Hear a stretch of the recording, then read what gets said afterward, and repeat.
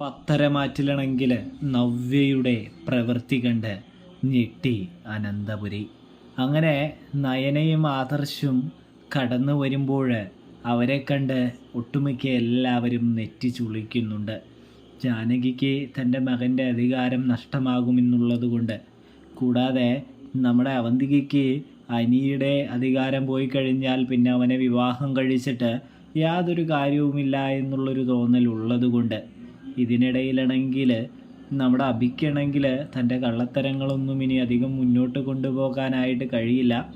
ആദർശം നയനയുള്ളപ്പോൾ നല്ല പണി തന്നെ കിട്ടുമെന്ന് തിരിച്ചറിയുമ്പോൾ എന്ത് ചെയ്യണമെന്നറിയാതെ നിൽക്കുന്നൊരു കാഴ്ച കാണാനായിട്ട് കഴിയുന്നുണ്ട്. ഇവിടെ നവ്യയാണ് എല്ലാവരിൽ നിന്നും വളരെയധികം വ്യത്യസ്തയായി നിൽക്കുന്നത്. നവ്യയ്ക്കാണെങ്കിൽ ആദർശും നയനയും തൻ്റെ കൂടെ ഈ അനന്തപുരി തറവാട്ടിൽ ഉണ്ടാകണമെന്നുള്ള നല്ല ചിന്തയും കാര്യങ്ങളൊക്കെ ഉണ്ട്. അതുകൊണ്ട് തന്നെ മുത്തശ്ശനാണെങ്കിൽ അവരെ സ്വീകരിക്കാനായിട്ട് പറയുമ്പോൾ ആദ്യം തന്നെ നവ്യയാണ് മുന്നോട്ട് കടന്നു വരുന്നത് എന്ന് കാണാനായിട്ട് സാധിക്കും.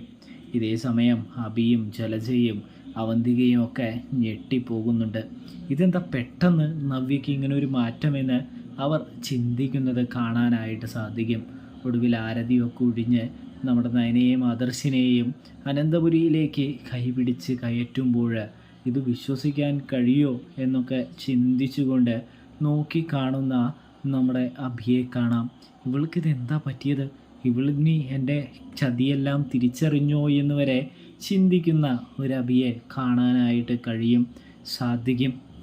ഇതേ സമയം തന്നെ നവ്യാണെങ്കിൽ ഇതൊക്കെ ഒരു പദ്ധതിയാണെന്ന് അഭിയെ പറഞ്ഞ് വിശ്വസിപ്പിക്കാനായിട്ടും കള്ളം പറയുന്നതും കാണാനായിട്ട് സാധിക്കുന്നുണ്ട്. ഇതേ സമയം അഭി പറയുന്നുണ്ട്, ഒന്നുകൊണ്ടും പേടിക്കൊന്നും വേണ്ട, നവ്യ നമ്മുടെ പക്ഷത്ത് തന്നെയാണ്. അവരെ ചതിക്കാൻ വേണ്ടി അവരുടെ പക്ഷത്തേക്ക് പോയിരിക്കുന്നതാണ് എന്ന് പറയുന്നു. സത്യം പറഞ്ഞാൽ ആ പൊട്ടന് വിവരമൊന്നുമില്ല. നവ്യ എന്താണോ ചെയ്യാൻ ആഗ്രഹിച്ചത് അത് തന്നെയാണ് ചെയ്യുന്നത് എന്ന് കാണാനായിട്ട് സാധിക്കും. അപ്പോൾ സബ്സ്ക്രൈബ് ചെയ്യാൻ മറക്കല്ല.